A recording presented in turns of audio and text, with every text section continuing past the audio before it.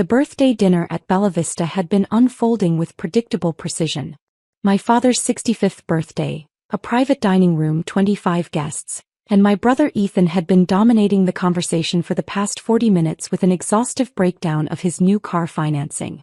A BMW 3 Series, $52,000 purchase price, 5.9% interest rate over 72 months, and monthly payments he kept describing as totally manageable. My parents listened with rapt attention, asking questions about the leather seats and the premium sound system like he'd just negotiated a peace treaty. I'd been working through my risotto, offering polite nods when required, functionally invisible as always.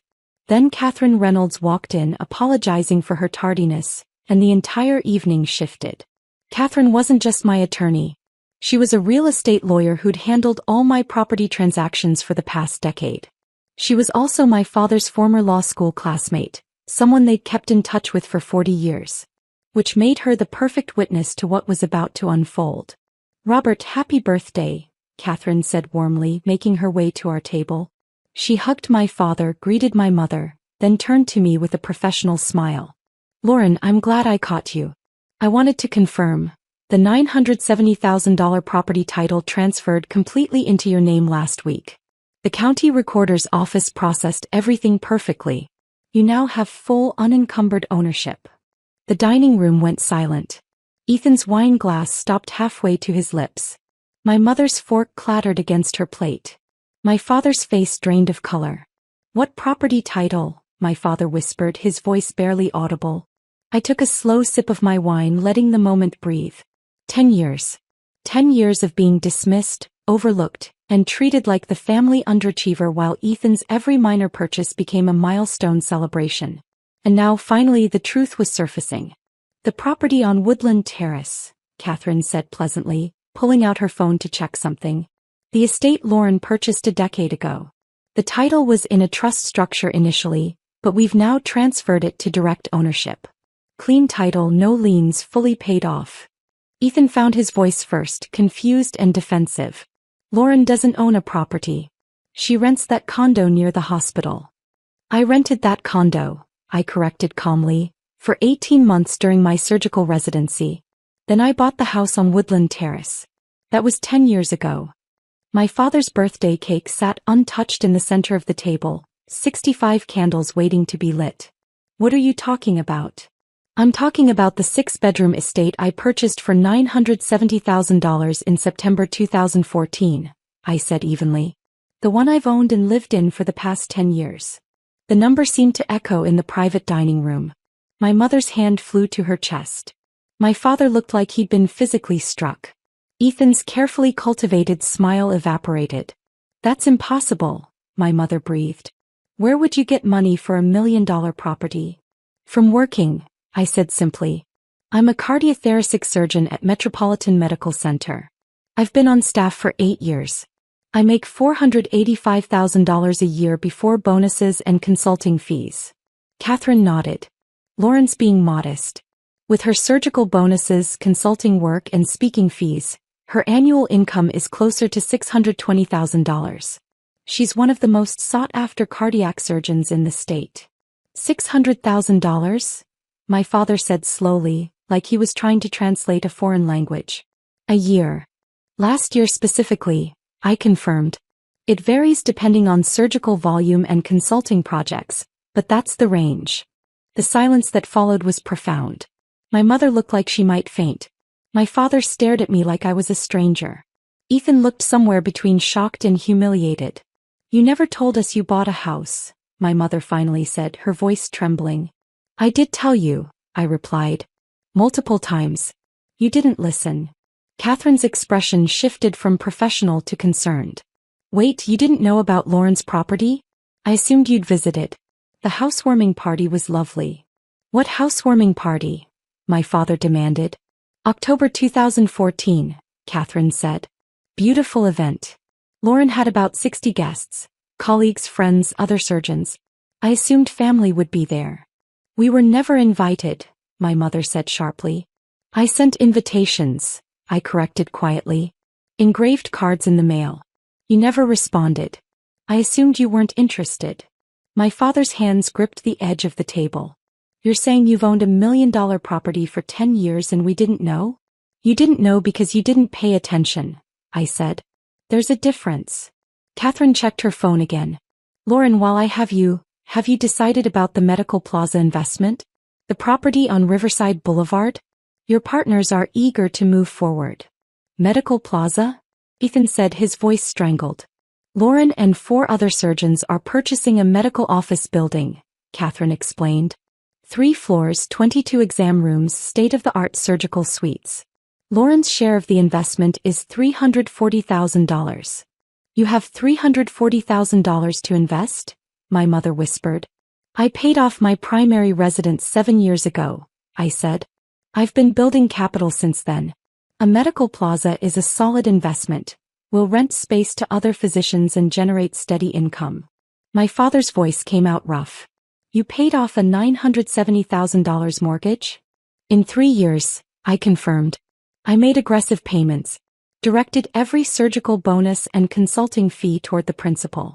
Finished 27 years ahead of schedule. Catherine smiled. Lauren's financial discipline is exceptional. That kind of commitment is rare even among high earners. Ethan's voice turned bitter. So you've just been secretly rich this whole time? I'm not rich, I said. I'm financially stable. There's a difference. And I wasn't keeping secrets. I was living my life. You all just assumed that because I wasn't broadcasting my achievements, I didn't have any. What achievements? My mother asked faintly. I considered the question. Considered all the milestones I'd tried to share that had been dismissed or ignored. Considered whether I even wanted to tell them anymore. I'm the chief of cardiothoracic surgery at Metropolitan, I said finally. I was promoted 3 years ago. I'm the youngest department chief in the hospital's history. I perform approximately 200 surgeries a year with a 98.7% success rate. I've published 43 papers in peer-reviewed journals. I teach surgical residents and medical students. I serve on 3 national surgical boards. Each fact landed like a stone. My parents sat frozen. Ethan looked like he wanted to disappear. Catherine continued. Lauren was also nominated for the American College of Surgeons Distinguished Service Award last year. And her research on minimally invasive valve replacement was featured in the New England Journal of Medicine. The New England Journal? My father said, his voice cracking. He was a physician himself.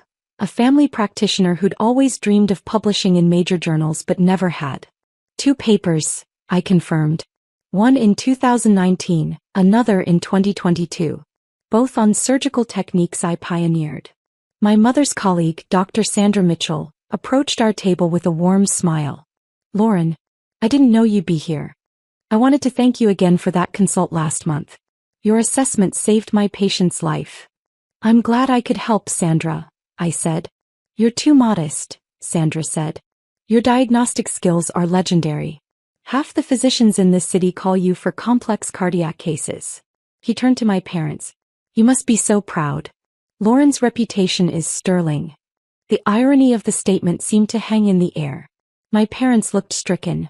Ethan stared at his plate. Very proud, my mother managed, her voice cracking.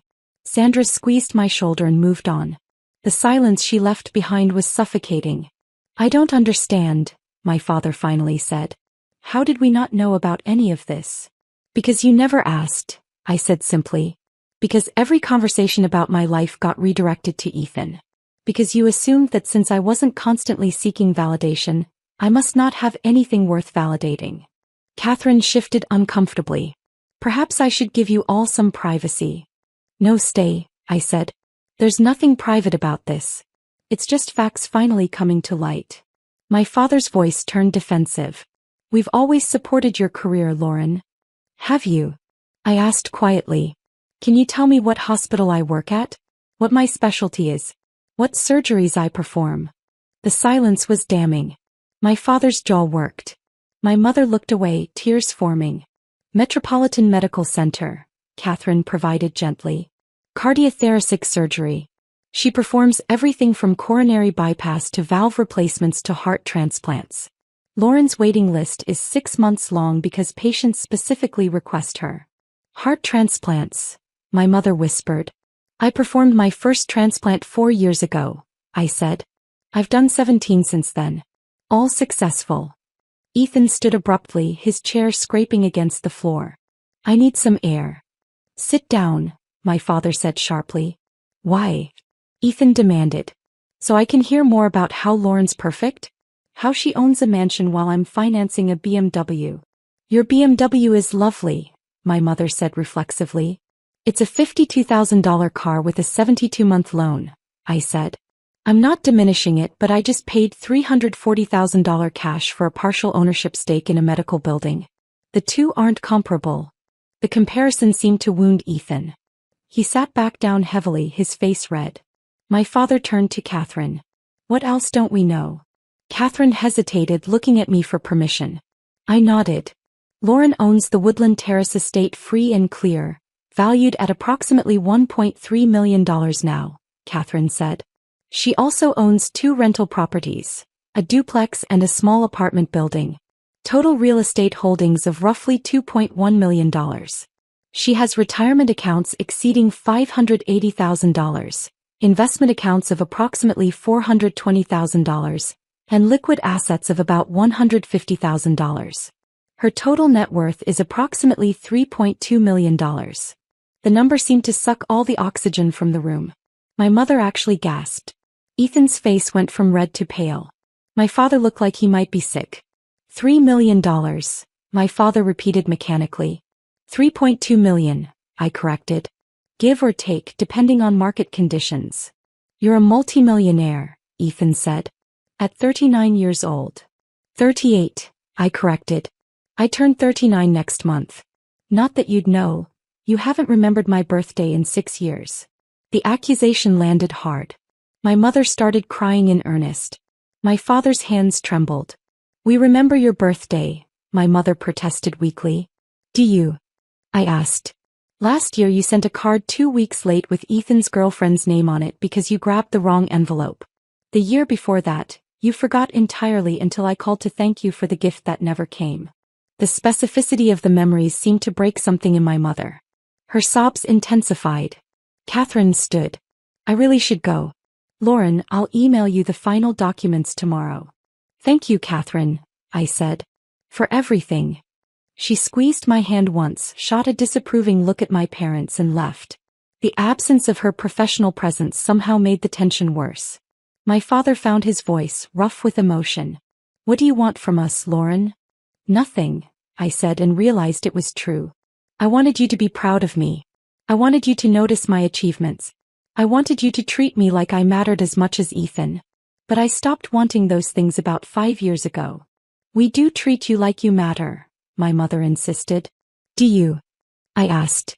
You've spent 40 minutes tonight listening to Ethan describe his car payment. You didn't know I owned a $1.3 million estate. You didn't know I was department chief. You didn't know I'd published in the New England Journal. You didn't know I perform heart transplants. What exactly about that suggests I matter to you? The silence was absolute. Several other guests at nearby tables had stopped pretending not to listen. Everyone was watching now. We love you, my father said desperately. You love the idea of me, I corrected. The daughter you think I am, struggling, unremarkable, less impressive than Ethan. But that daughter doesn't exist. He never did. And I'm tired of being treated like her. I stood collecting my purse. My father reached for me. Lauren, please. Don't leave. It's my birthday. Then celebrate it, I said. With Ethan and his car payment. With the family members who actually pay attention to you. But I'm done pretending this is okay. What's not okay? My mother asked through her tears. All of it, I said. 10 years of invisibility. 10 years of achievements you ignored. 10 years of building a life you knew nothing about because you were too focused on Ethan to notice I existed. That's not fair, Ethan protested. What's not fair, I said, is having parents who celebrated your car lease like a lottery win but didn't know their other child was saving lives in the operating room. What's not fair is being a department chief at a major hospital and having your family think you're a failure. We never thought you were a failure, my father said. You just thought I was less successful than Ethan, I replied. Less worthy of attention. Less important. And you were catastrophically wrong. I walked toward the exit. Behind me I heard my mother call my name, but I didn't turn around. Outside the evening air was cool and clear. My car, a Mercedes S-Class I'd bought 3 years ago, paid in cash, sat in the restaurant's valet area. The valet brought it around and I tipped him well before sliding into the driver's seat. The drive to Woodland Terrace took 18 minutes. I pulled through the iron gates of my property, past the landscaped gardens and parked in the 3-car garage. Inside, my house welcomed me with soaring ceilings and the warm glow of recessed lighting. 6 bedrooms, 5 bathrooms, a home office where I reviewed surgical cases and wrote research papers. A library filled with medical journals. A wine cellar I'd spent 5 years curating. A master suite with a spa bathroom where I decompressed after 12-hour surgeries. Every room represented a choice I'd made, a dream I'd realized, a life I'd built. Not for my parents' approval. Not for recognition. Just because this was what I wanted. My phone started ringing. My mother. I let it go to voicemail. Then my father called. Voicemail again. A text from Ethan. You really had to ruin Dad's birthday? I set the phone down and walked through my house room by room. The formal dining room where I'd hosted dinner parties my parents had never attended. The home theater where I'd screened documentaries with colleagues. The guest wing that had housed visiting surgeons but never family. The anger I'd expected didn't come. Instead there was just clarity.